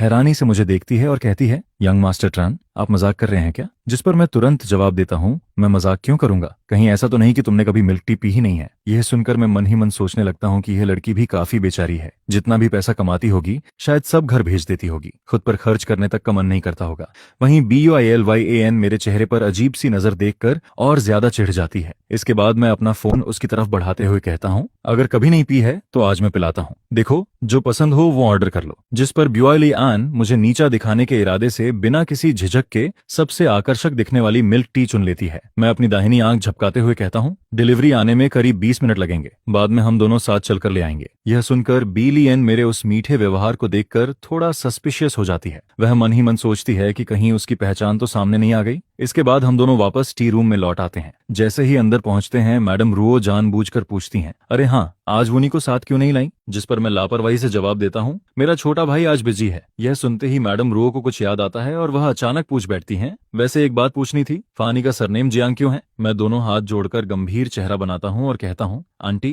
क्या आप सच में जानना चाहती हैं? जिस पर वह उत्सुकता से कहती हैं, बिल्कुल, मुझे तो बहुत क्यूरियोसिटी हो रही है। फिर मैं रहस्यमय अंदाज में कहना शुरू करता हूँ, असल में बचपन में मेरी किस्मत बहुत कमजोर थी। मैं इतनी बड़ी दौलत का भाग्य नहीं संभाल सकता था, इसलिए हेवनली डाउ को धोखा देने के लिए मॉम डैड ने मुझे एक साधारण परिवार के पास भेज दिया और वही परिवार मेरी किस्मत बदलने के लिए चुना गया था। मेरी बात सुनकर वहां मौजूद तीनों महिलाएं पूरी तरह स्टन रह जाती हैं। वहीं पास बैठी बीली एन हंसी रोकते रोकते लगभग फटने वाली होती है। वह मन ही मन सोचती है कि चेन फैमिली का यह यंग मास्टर कहानी बनाने में भी जीनियस है। उसी समय जियांग फैन का फोन बज उठता है, जिस पर मैं तुरंत खड़ा होकर बीली एन को साथ खींचता हूँ और बाकी लोगों से कहता हूँ, मैं बाहर से अपना खाना लेकर आता हूँ। इसके बाद हम दोनों बाहर पहुंचते हैं। मैं मिल्क टी का कप उसके सामने बढ़ाते हुए कहता हूँ, ये लो। हालांकि बीली एन को उस रंग बिरंगे ड्रिंक को देखकर साफ लग रहा होता है कि यह बिल्कुल हेल्दी नहीं होगा, लेकिन फिर भी वह उसे ले लेती है। वह मन ही मन सोचती है कि बस एक छोटा सा सिप लेगी, अगर खराब लगा तो सीधे जियांग फैन के चेहरे पर थूक देगी। जिस पर वह किसी शहीद की तरह आंखें बंद करके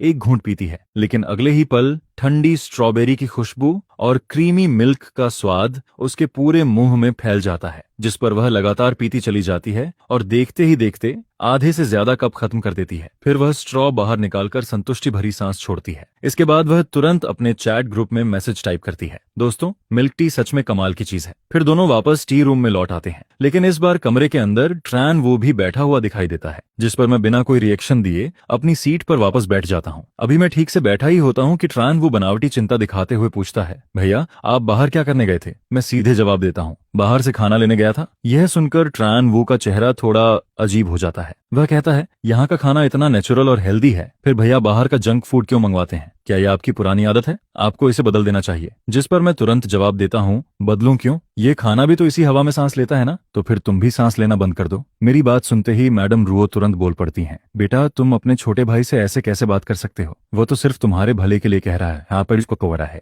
जिस पर मैं आराम से पूछता हूँ, मेरा भला है या नहीं, ये मैं तय करूंगा। फिर मैं आगे कहता हूँ, आंटी, मैंने सुना है कि जो लोग हर वक्त दूसरों के घर के मामलों में दखल देते रहते हैं, असल में उनके अपने घर की परेशानियां ही खत्म नहीं होती। क्या आपके साथ भी ऐसा ही है? यह सुनते ही मैडम रुओ का चेहरा गुस्से से लाल हो जाता है। वह दांत पीसते हुए कहती हैं, देखो, इस लड़के को बड़ों के पास नहीं पला, इसलिए मैनर्स भी नहीं सीखे। लेकिन मॉम हल्की मुस्कान के साथ जवाब देती हैं, मेरा फार्म बहुत अच्छा बच्चा है, उसे बस थोड़ी क्यूरियोसिटी रहती है। वैसे मैंने भी सुना है कि आजकल आप किसी नई एक्ट्रेस के साथ काफी क्लोज हो रही हैं। इतनी रात में भी काम की बातें होती रहती है ना, है ना? यह सुनते ही मैडम रुओ का चेहरा सफेद से लाल हो जाता है, जिस पर मैडम यू जल्दी से बीच बचाव करती हैं, ठीक है, ठीक है, सब लोग टी पीते हैं। टी मास्टर, हमारे लिए एक नई पॉट टी तैयार कर दीजिए। उसी समय ट्रान वू मेरी तरफ देखकर आह भरता है, भैया देखिए, हमारी पहचान के हिसाब से तो सिर्फ ऐसी जगह ही हमारे लायक हैं। आगे से बाहर का खाना मत खाया कीजिए। लेकिन मैं उससे बहस करने की भी जरूरत नहीं समझता। यह देखकर ट्रान वू को ऐसा लगता है जैसे उसने मुक्का तो मारा, लेकिन सामने रुई रखी हुई थी। फिर वह अचानक इधर उधर नजर घुमाता है और कहता है, वैसे भैया, मैंने सुना है कि आप। लेकिन इससे पहले कि वह बात पूरी करता, मॉम बीच में बोल पड़ती हैं, वूनी, टी पियो बेटा। यह देखकर मैडम रुओ और ज्यादा उत्साहित हो जाती हैं। वूनी, तुम क्या कहने वाले थे? जिस पर ट्रान वू घबराकर मॉम की तरफ देखता है और हकलाने लगता है। स्पष्ट था कि वह फिर कोई चाल चलना चाहता था, लेकिन इस बार मैं खुद ही सच सामने रख देता हूँ। असल में कोई बड़ी बात नहीं है। ट्रान वो चैन फैमिली का असली बेटा नहीं है, वह उसी परिवार का बेटा है जिसने मुझे अडॉप्ट किया था। मेरी बात सुनते ही ट्रान वू का चेहरा डर से बदल जाता है। वहीं तीनों महिलाएं भी शॉक में पड़ जाती हैं। जिस पर मैं आगे कहता हूँ, अब समझ आया कि वह ये बात क्यों नहीं बताना चाहता था। कोई बात नहीं छोटे भाई, मैं तुम्हें कभी नीचा नहीं समझूंगा। आखिर मैं भी तो पहले उसी परिवार में बड़ा हुआ हूँ जहाँ हर दिन सस्ता टेक अवे खाना खाया जाता था। मेरी बात खत्म होते ही पूरा टी रूम शांत हो जाता है। वहीं बिलियन हंसी रोकते रोकते पेट पकड़ने की हालत में पहुंच जाती है। आखिरकार वह अपनी हंसी छिपाने के लिए गॉसिप मोड में चली जाती है और फोन पर लगातार हा हा हा भेजने लगती है। उधर त्रान वू की आंखों में आंसू भर आते हैं। वह कांपती आवाज में मॉम की तरफ देखकर कहता है,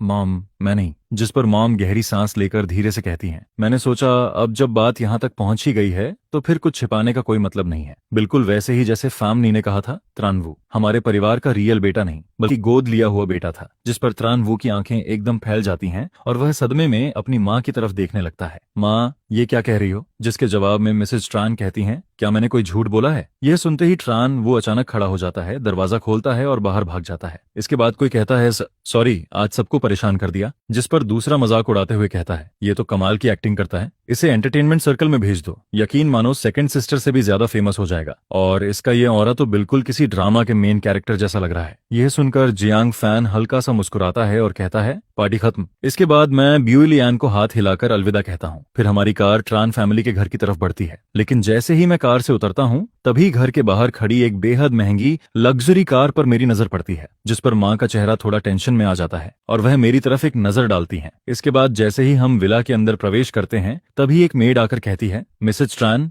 मिस लियो आ चुकी हैं और उनके साथ यंग मास्टर ट्रान वो भी आए हैं। यह सुनते ही मिसेज ट्रान का चेहरा काला पड़ जाता है। फिर वह मुझे साथ लेकर सीधे लिविंग रूम की तरफ बढ़ती हैं। तभी अंदर से लियो रुयान की आवाज सुनाई देती है, ब्रोदर आप परेशान मत होइए, मैं आपके लिए जरूर इंसाफ मांगूंगी। इसके बाद लियो रुयान मिसेज ट्रान को देखकर कहती है, मिस लियो, आज अचानक यहाँ कैसे आना हुआ? जिस पर मिसेज ट्रान विनम्रता से कहती हैं, माफ कीजिए, मैं अभी बाहर से लौटी हूँ, इसलिए आपका ठीक से स्वागत नहीं कर पाई, उम्मीद है आप बुरा नहीं मानेंगी। जिसके जवाब में लियो रुयान कहती है, कोई बात नहीं, दरअसल मैंने सुना कि ट्रानवू को घर से निकाल दिया गया है, लेकिन मैं समझ नहीं पा रही कि आपने मेरे मंगेतर को घर से क्यों निकाल दिया। यह सुनकर मिसेज ट्रान कहती हैं, शायद मिस लियो को पूरी बात नहीं पता, हाल ही में हमें पता चला है कि ट्रानवू हमारा जैविक बेटा नहीं है और घर में उसकी उम्र की कई बेटियां भी हैं, ऐसे में उसका यहाँ रहना अब सही नहीं लगता। जैसे ही मिसेज ट्रान अपनी बात खत्म करती हैं, ट्रान वो अपनी मुट्ठियां कस लेता है और अगले ही पल उसकी आंखों से आंसू बहने लगते हैं। यह देखकर लियो रुयान नाराज होकर कहती है, ये तो बहुत ज्यादा गलत है, ट्रान वो बचपन से इसी घर में बड़ा हुआ है, मुझे पूरा भरोसा है कि आप सबने उसे अपने परिवार के सदस्य की तरह ही ट्रीट किया होगा, अब अचानक उसे बाहर निकाल देना क्या सिर्फ इसलिए है कि किसी और के लिए जगह बनाई जा सके?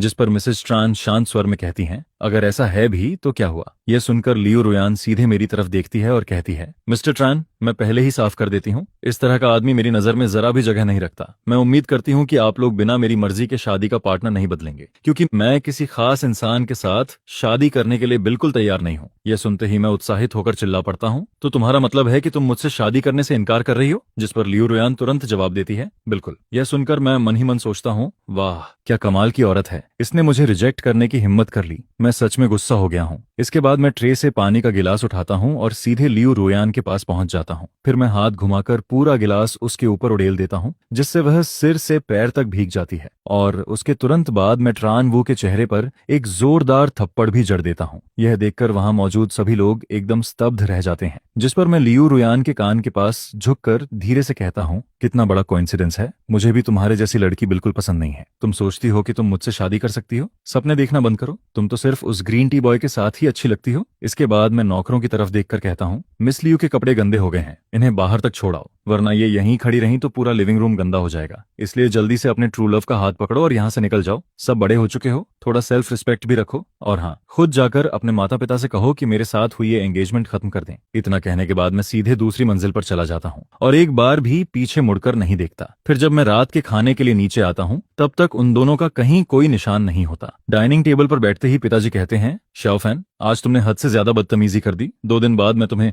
लियो फैमिली के घर लेकर जाऊंगा और माफी मंगवाऊंगा। जिस पर मैं आराम से पूछता हूँ, पिताजी, क्या हमारी फैमिली सिर्फ लियो फैमिली की मदद से ही टिकी हुई है? मैं अभी अभी घर लौटा हूँ, इसलिए शायद मुझे पूरी सिचुएशन नहीं पता, लेकिन जहां तक मैं समझता हूँ हमारी फैमिली के पास प्रोडक्ट्स हैं और लियो फैमिली के पास बिजनेस चैनल्स हैं। दोनों फैमिलीज का को ऑपरेशन वैसे भी दोनों के लिए फायदेमंद है। तो अगर मैं लियो फैमिली में शादी कर भी लूं तो मुझे क्या मिलेगा? एक ऐसी पत्नी जो मुझसे प्यार तक नहीं करती और जो शायद मेरे छोटे भाई के साथ अफेयर भी कर सकती है। बेशक हमारे जैसे परिवारों में प्यार को ज्यादा महत्व नहीं दिया जाता, लेकिन अगर ऐसा ही है तो फिर ट्रान वू को ही एंगेजमेंट जारी रखने दीजिए। या फिर क्या आपको खुद यकीन नहीं कि उसके जरिए ट्रान फैमिली को कोई फायदा मिलेगा? और शायद लियो फैमिली को भी भरोसा नहीं कि ट्रान वू के साथ शादी करके ये पार्टनरशिप और मजबूत हो पाएगी। मेरी बातें सुनकर पिताजी साफ तौर पर हैरान रह जाते हैं। जिस पर मैं आगे कहता हूँ, क्यों ना हम इस मौके का इस्तेमाल करके लियो फैमिली को टेस्ट करें। अगर वे को-ऑपरेशन जारी रखना चाहते हैं तो वे खुद हमारे पास आएंगे, और अगर उन्हें अभी भी इस पार्टनरशिप की जरूरत है तो वे इतनी आसानी से एंगेजमेंट खत्म नहीं करेंगे। लेकिन अगर वे एंगेजमेंट तोड़ देते हैं तो इसका मतलब होगा कि उनके अंदर कोऑपरेशन जारी रखने की इच्छा पहले से कम हो चुकी है। उस स्थिति में हम किसी दूसरे पार्टनर की तलाश कर सकते हैं। यह सुनकर पिताजी अपनी उंगलियां आपस में फंसाकर ठुड्डी के नीचे रखते हैं और कुछ देर सोचने लगते हैं। फिर आखिरकार वे मेरी बात से सहमत हो जाते हैं, जिस पर मैं मन ही मन उनका मजाक उड़ाता हूँ, क्योंकि सच कहूँ तो मुझे खुद नहीं पता था कि मैं अभी क्या क्या बोल गया था। फिर अगली सुबह नाश्ते के समय जैसे ही ट्रांजिंग मुझे देखती है, वह जल्दी से मेरे पास आ जाती है और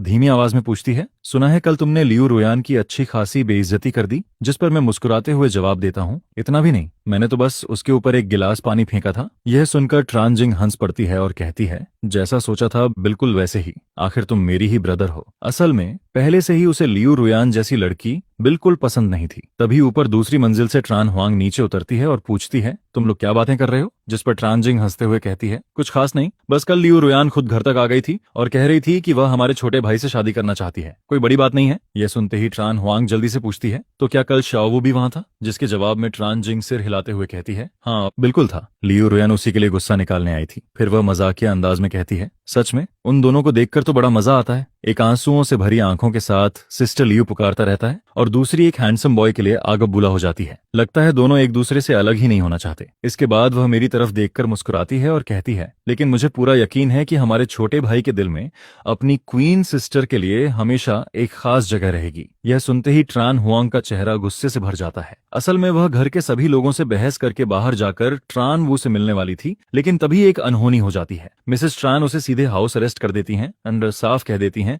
कि अगर उसने घर से बाहर कदम रखा तो उसके सारे पद और अधिकार छीन लिए जाएंगे। इसके बाद नाश्ता खत्म होने पर माँ मेरी तरफ देखकर कहती हैं, 3 दिन बाद फैमिली रिकॉग्निशन सेरेमनी रखी गई है, थोड़ी देर में डिजाइनर घर आएगा और तुम्हारे लिए फॉर्मल ड्रेस लेकर आएगा। तभी मेरा फोन बज उठता है। फोन उठाते ही दूसरी तरफ से सॉन्ग जिए की हंसती हुई आवाज सुनाई देती है, हाँ हाँ हाँ श्याओ फैन, तू कहाँ गायब हो गया? मैं कैंटीन में तुझे ढूंढने गया था, लेकिन तू कहीं दिखाई ही नहीं दिया। इसके बाद वह अचानक अपनी आवाज धीमी करता है और फिर जोर से चिल्लाता है, सुन, मैं तुझे एक बात बताने वाला हूँ, लेकिन ज्यादा शौक मत हो जाना। तेरा ये भाई अब ऑफिशियली अमीर आदमी बन चुका है। जिस पर मैं हंसते हुए कहता हूँ, मुझे भरोसा नहीं होगा जब तक तू मुझे 50,000 युआन भेजकर अपनी ताकत साबित नहीं करता। अगले ही पल मेरा फोन नोटिफिकेशन से भर जाता है, जिस पर मैं हैरानी से देखता हूँ कि उसने सच में पैसे ट्रांसफर कर दिए थे। यह देखकर सॉन्ग जे उत्साहित होकर कहता है, अब जल्दी बता, आखिर तू अचानक रिच गाय कैसे बन गया? इसके बाद मैं धीरे धीरे पिछले कुछ दिनों में मेरे साथ जो कुछ हुआ था वह सब उसे बताने लगता हूँ। मेरी बात सुनकर वह हैरान होकर कहता है, यार तेरी किस्मत भी कमाल है, ऊपर से वो फेक यंग मास्टर भी निकल आया। जिस पर मैं हंसकर कहता हूँ, इसलिए तो कह रहा हूँ कि मैं बस टेम्परेरी अमीर बना हूँ, कौन जाने कब यह सपना खत्म हो जाए। यह सुनकर सॉन्ग जिए तुरंत बोल पड़ता है, ऐसा मत बोल, अगर मैं तेरी जगह होता तो उस फेक यंग मास्टर को उसी समय घर से बाहर फेंक देता। जिस पर मैं जवाब देता हूँ, उसे पहले ही घर से निकाला जा चुका है। यह सुनकर सॉन्ग जे कुछ सेकंड के लिए चुप रह जाता है। फिर वह गहरी सांस लेकर कहता है, वो इतना कमजोर निकला, लेकिन मुझे लग रहा है कि फैमिली रिकॉग्निशन पार्टी वाले दिन वह जरूर कोई ड्रामा करेगा। हो सकता है वह जानबूझकर खुद को नुकसान पहुंचाए और इल्जाम तेरे ऊपर लगा दे, या फिर तुझे पूल में धक्का देने का आरोप लगा दे और शायद तेरे जैसी ही ड्रेस पहनकर आए, फिर लोगों के सामने दिखाने की कोशिश करे कि वह तुझसे ज्यादा अच्छा लग रहा है। यह सुनकर मैं बड़बड़ाता हूँ, ऐसा नहीं हो सकता, मैंने तो आज ही अपनी ड्रेस फाइनल की है। लेकिन सॉन्ग जे उत्साहित होकर मेज पर हाथ मारता है और कहता है, मैं शर्त लगाता हूँ कि वह बिल्कुल वही ड्रेस पहनकर आएगा। अगर ऐसा हुआ तो तू मुझे पेंगुइन प्लेटफॉर्म का VIP अकाउंट दिलाएगा। जिस पर मेरी भी दिलचस्पी बढ़ जाती है और इसी तरह बातें करते करते 3 दिन कब गुजर जाते हैं पता ही नहीं चलता। देखते ही देखते फैमिली रिकॉग्निशन बैंक्वेट का दिन आ जाता है। उस सुबह ट्रांजिंग अचानक हीरोइन मोड में आ जाती है और कहती है, आज मेरे छोटे भाई को किसी बात से डरने की जरूरत नहीं है, जब तक हम बहनें यहाँ हैं कोई तुम्हें परेशान नहीं कर सकता। जिस पर मैं बिल्कुल शांत चेहरे के साथ कहता हूँ, मुझे डर नहीं लग रहा, लेकिन मन ही मन में सोचता हूँ कि आमतौर पर ऐसे ड्रामा स्क्रिप्ट्स में जब कोई मुसीबत आती है तब पेरेंट्स और सिस्टर्स हमेशा आखिरी मोमेंट में पहुंचते हैं, इसलिए अगर आज कुछ हुआ भी तो शायद ये दोनों बहनें मेरे पास मौजूद नहीं होंगी। इसके बाद मैं वह स्टाइलिश सूट पहन लेता हूँ। फिर पूरा परिवार ट्रैन फैमिली की पुरानी मैंशन की तरफ रवाना हो जाता है। जैसे ही मैं हॉल में प्रवेश करता हूँ, मेरी नजर सीधे दूसरी मंजिल पर चली जाती है। मुख्य दरवाजे के ठीक सामने बालकनी पर 2 बुजुर्ग खड़े दिखाई देते हैं, जिस पर ट्रांजिंग तुरंत मेरा परिचय कराती है। शाओफान, वो तुम्हारे दादा दादी हैं, डरो मत, चलो ऊपर चलकर उन्हें हेलो बोलते हैं। उन्होंने तुम्हारे बारे में सब सुन रखा है और काफी समय से तुमसे मिलना चाहते थे। यह सुनकर मैं सिर हिलाता हूँ। उधर जो मेहमान पहले से पहुंचे हुए थे वे आज के मेन कैरेक्टर को देखकर लगातार मेरी तरफ देखने लगते हैं, लेकिन तभी अचानक मेन डोर दोबारा खुलता है, जिस पर वहां मौजूद सभी लोग रिफ्लेक्स में उस तरफ देखने लगते हैं और अगले ही पल सब देखते हैं कि ट्रान हुआंग ट्रान वू का हाथ पकड़े हुए बड़ी शान से अंदर प्रवेश कर रही है। यह देखकर मैं तुरंत अपना हाथ माथे पर रख लेता हूँ। धत्त तेरे की, इतना ओवर एक्टिंग करने की क्या जरूरत थी। उधर पिताजी का चेहरा भी तुरंत काला पड़ जाता है और ट्रान फैमिली के बाकी सदस्य भी साफ तौर पर नाराज दिखाई देते हैं, क्योंकि ट्रान वू ने बिल्कुल वैसी ही ड्रेस पहनी हुई थी जैसी मैंने पहनी थी। लेकिन मेरे लिए यह कोई बड़ी बात नहीं थी, इसलिए मैं बिना कुछ कहे आगे बढ़ता रहता हूँ। उधर ट्रान वू असल में मेरे गुस्सा होने का इंतजार कर रहा था, लेकिन जब उसने देखा कि मैंने बस एक नजर उस पर डाली और फिर मुंह फेर लिया तो उसका चेहरा बदल जाता है, जिस पर वह जल्दी जल्दी मेरे पीछे आता है और जोर से आवाज लगाता है, भैया। उसकी आवाज सुनते ही आसपास मौजूद सभी लोगों का ध्यान एक बार फिर हमारी तरफ आ जाता है, जिस पर मैं बेबस होकर एक लंबी सांस छोड़ता हूँ और उसकी तरफ मुड़ जाता हूँ। फिर शांत स्वर में कहता हूँ, हेलो अडॉप्टेड सन, मैं तुम्हारा भाई नहीं हूँ। हम दोनों के बीच खून का कोई रिश्ता नहीं है। इस घर का रियल बेटा मैं हूँ। यह सुनते ही ट्रान वू का चेहरा एकदम सफेद पड़ जाता है, जिस पर ट्रान हुआंग तुरंत उसके सामने आकर उसे प्रोटेक्ट करने लगती है। फिर वह गुस्से में कहती है, मैं तुम्हें अपना भाई नहीं मानती। मेरे लिए वूनी ही मेरा असली छोटा भाई है। जिसके जवाब में मैं बिना किसी भाव के बेहद शांत आवाज में बोलता हूँ। तब तक दूसरी मंजिल पर खड़े ट्रान वी मिन नीचे हो रही हर छोटी बड़ी चीज को साफ साफ देख रहे थे, जिस पर उनके चेहरे की तीखी और सख्त भावनाएं भी धीरे धीरे नरम पड़ने लगती हैं। फिर वह अपनी दाढ़ी सहलाते हुए अपनी पत्नी से कहते हैं, मुझे लगता है कि यह नया मिला हुआ पोता काफी अच्छा है। जिस पर दादी भी अपनी भौहें ढीली करते हुए सिर हिलाती हैं और कहती हैं, सच में ये काफी अच्छा लगता है। इसका नाम शायद श्याओ फैन है ना। थोड़ी देर में मुझे अपनी वह घड़ी इसे गिफ्ट करनी चाहिए। इसी दौरान जब दोनों आपस में बात कर रहे होते हैं, मैं सीधे दूसरी मंजिल पर पहुंच जाता हूं, जिस पर ट्रान तिन बड़े उत्साह से दोनों का अभिवादन करती है। दादाजी, दादी जी, बहुत समय हो गया आप दोनों से मिले हुए। इसके बाद वह बड़े प्यार से अपने नए छोटे भाई का परिचय करवाती है। दादाजी, दादी जी, यह हमारे घर का नया यंग मास्टर जियांग फैन है, जिसे हम हाल ही में वापस लेकर आए हैं। जिस पर मैं भी आगे बढ़कर नमस्ते करता हूँ। दादी संतुष्ट मुस्कान के साथ मेरे पास आती हैं और मेरा हाथ पकड़कर कहती हैं, अच्छा, बहुत अच्छा। यह बच्चा तो हमारे बेटे और बहू की सारी खूबियों का परफेक्ट मेल लगता है। देखो तो कितना हैंडसम लड़का है। जिसके जवाब में मैं मुस्कुराकर कहता हूँ, धन्यवाद दादी जी, लेकिन आपकी पर्सनालिटी तो और भी कमाल की है। यह छिपाओ ड्रेस आप पर बेहद शानदार लग रही है। आपकी उम्र की बहुत सी महिलाएं या तो ऐसा ग्रेस नहीं दिखा पाती या फिर इतनी अच्छी फिगर मेंटेन नहीं कर पाती। दादी जी, आप अपनी फिटनेस आखिर कैसे बनाए रखती हैं? यह सुनकर दादी बेहद खुश हो जाती हैं। आखिर काफी समय से किसी परिवार वाले ने उनकी इतनी तारीफ नहीं की थी। जिस पर वह हंसते हुए कहती हैं, तुम्हारा मुंह कितना मीठा है। मैं तो कुछ खास नहीं करती, बस हल्का खाना खाती हूँ, जल्दी सोती हूँ, जल्दी उठती हूँ और अक्सर इस पुराने घर के आसपास टहलती रहती हूँ। जिस पर मैं समझदारी भरा भाव बनाते हुए कहता हूँ, तो मतलब सेल्फ डिसिप्लिन और रेगुलर एक्सरसाइज ही सबसे अच्छा ब्यूटी सीक्रेट है। यह देखकर दादाजी को थोड़ा बुरा लगने लगता है कि सारी तारीफें दादी बटोर रही हैं। जिस पर वह जानबूझकर कुछ बार खांसते हैं ताकि सबका ध्यान उनकी तरफ आए। मैं तुरंत उनकी तरफ देखकर कहता हूँ, वाह दादाजी, आपकी प्रेजेंस तो सच में बहुत दमदार है। आज की पूरी पार्टी में किसी का भी ऑरा आपसे ज्यादा पावरफुल नहीं लग रहा। सच कहूं तो मैं अभी तक आपसे बात करने की हिम्मत ही नहीं जुटा पाया था, लेकिन मैं आपका पोता हूं, तो क्या मुझे थोड़ी स्पेशल ट्रीटमेंट मिल सकती है? क्या आप मुझसे बात करना पसंद करेंगे? जिस पर दादाजी जल्दी से जवाब देते हैं, हाँ बिल्कुल। लेकिन तभी यह गर्मजोशी भरा माहौल अचानक एक आवाज से टूट जाता है। दादाजी, दादी जी, काफी समय हो गया आप दोनों से मिले हुए। हम आपके लिए कुछ गिफ्ट लेकर आए हैं। यह सुनते ही सभी लोग नाराज नजरों से ट्रान हुआंग और ट्रान वू की तरफ देखने लगते हैं। ट्रान वू सबकी ठंडी निगाहें सहते हुए जल्दी से हेल्थ टी और कैलीग्राफी मास्टर की कलेक्शन आगे बढ़ा देता है, जबकि ट्रान हुआंग दूसरों की परेशानी में मजा लेते हुए ताना मारती है, क्या बात है, तुम लोगों ने कोई गिफ्ट नहीं लाया? ये नया बेटा एटिकेट नहीं समझता तो ठीक है, लेकिन क्या तुम लोग भी सब कुछ भूल गए हो? यह देखकर ट्रान वू जल्दी से बोल पड़ता है, दीदी, बड़े भाई को ऐसे मत कहिए। वह अभी अभी घर वापस आए हैं, इसलिए शायद उन्हें इन चीजों की जानकारी नहीं है। और वैसे भी हम गिफ्ट लेकर तो आए ही हैं। जिस पर मैं भौं उठाकर तुरंत तंज कसता हूँ। आज मेरी फैमिली रिकॉग्निशन पार्टी है ना, अगर किसी को गिफ्ट देना था तो मुझे देना चाहिए था। तुम लोग दादाजी और दादी जी को गिफ्ट देकर आखिर क्या साबित करना चाहते हो? कहीं ऐसा नहीं कि तुम्हारे मन में कोई और ही इरादा हो?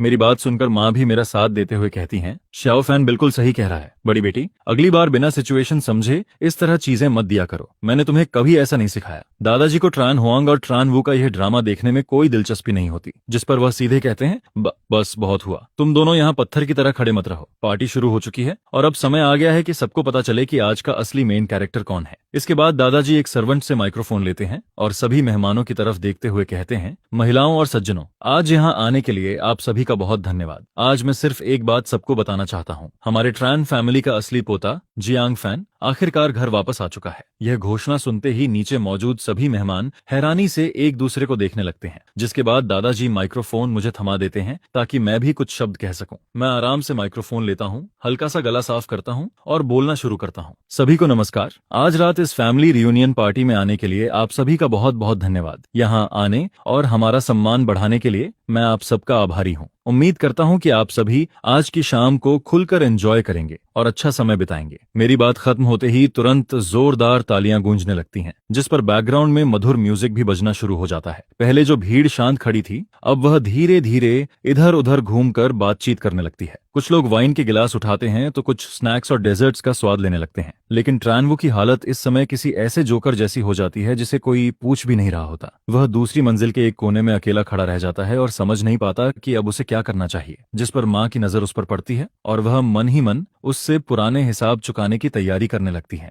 वुनी, ये क्या है? तुमने बिल्कुल अपने बड़े भाई जैसी ही पैंट क्यों पहन रखी है? जिस पर ट्रानवू मासूम और दुखी सा चेहरा बनाकर कहता है, माँ, मैंने तो बस अपनी पसंद की एक पैंट चुन ली थी। मुझे कैसे पता होता कि बड़े भाई भी यही वाली चुन लेंगे? अच्छा, ऐसा है? मुझे तो इस बात का बिल्कुल पता नहीं था। यह सुनते ही ट्रान हुआंग को महसूस होता है कि मामला बिगड़ रहा है, जिस पर वह तुरंत आगे बढ़कर उसका पक्ष लेने लगती है। माँ, असल में सब लोग वोनी के प्रति बहुत लापरवाह रहे हैं, इसलिए मैंने खास तौर पर हमारे फैमिली डिजाइनर को बुलाया था ताकि वह उसके लिए कपड़े तैयार कर सके। जिस पर माँ का चेहरा ठंडा पड़ जाता है और वह कहती हैं, लगता है तुमने मेरी बातों को कभी दिल से सुना ही नहीं। यह कहकर वह सीधे नीचे चली जाती हैं। मैं देखता हूँ कि इन लोगों को यहाँ कोई फायदा नहीं मिलने वाला है, इसलिए मैं भी उन्हें हवा की तरह इग्नोर कर देता हूँ और उनके पास से निकलकर आगे बढ़ जाता हूँ। लेकिन जैसे ही मैं सीढ़ियों से नीचे जाने वाला होता हूँ, अचानक मेरा बैलेंस बिगड़ जाता है, जिस पर मुझे तुरंत एहसास होता है कि किसी ने मौका देखकर मेरा पैर अड़ा दिया है। मैं अपने शरीर की गति के साथ आगे की तरफ गिरने लगता हूँ, लेकिन अगले ही पल मेरा हाथ मजबूती से सीढ़ियों की रेलिंग्स को पकड़ लेता है। फिर मैं अपनी बाहों में ताकत लगाकर खुद को संभाल लेता हूँ और सीधा रेलिंग के ऊपर बैठ जाता हूँ। इसके बाद मैं उसी रेलिंग्स का सहारा लेकर दूसरी मंजिल से पहली मंजिल तक फिसलता हुआ नीचे पहुंच जाता हूँ। यह नजारा देखकर ट्रानवू पूरी तरह सन्न रह जाता है।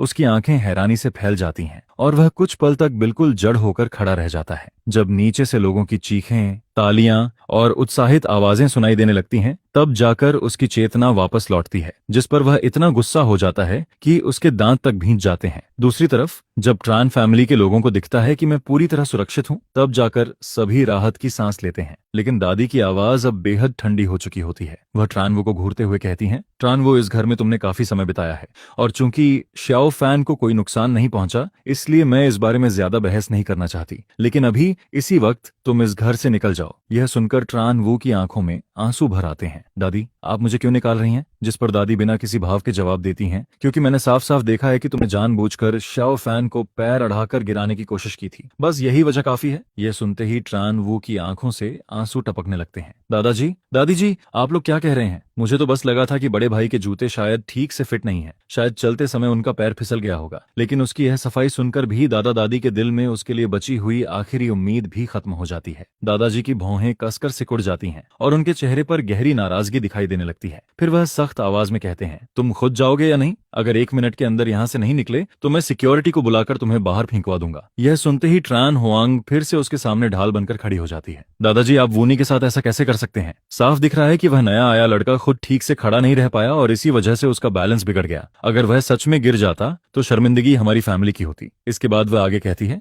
लेकिन वूनी ऐसा इंसान नहीं है। बचपन से ही उसे बेहतरीन परवरिश मिली है। वह हमारे परिवार का सबसे आउटस्टैंडिंग यंग मास्टर रहा है। इतना ही नहीं, वह हमेशा बड़ों का सम्मान करता है और आज भी आपके लिए गिफ्ट लेकर आया है। आप उसे इतनी बेरहमी से घर से नहीं निकाल सकते। लेकिन इस बार दादाजी उनकी कोई बात सुनने के मूड में नहीं होते, जिस पर वह सीधे अपने पीछे खड़े लोगों की तरफ हाथ हिलाते हैं। इन दोनों को अलग अलग करके तुरंत गेस्ट रूम में ले जाओ। फिर वह सख्त आवाज में आगे कहते हैं, जब तक यह पार्टी खत्म नहीं होती, इन्हें वहां से बाहर नहीं निकलने देना, एक कदम भी नहीं। जिस पर कई सुरक्षाकर्मी तुरंत आगे बढ़ते हैं और दोनों को अलग अलग पकड़कर वहां से ले जाने लगते हैं। और इसी के साथ यह पूरा मामला फिलहाल यहीं खत्म हो जाता है।